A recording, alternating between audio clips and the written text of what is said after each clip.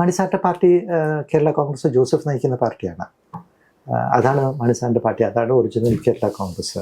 അല്ലാതെ പാർട്ടിയല്ല, അത് ബ്രാക്കറ്റ് ഇല്ലാന്ന് മാത്രമല്ല, മറ്റത് ജോസ് കെ മാണിയുടെ പാർട്ടിയാണ്.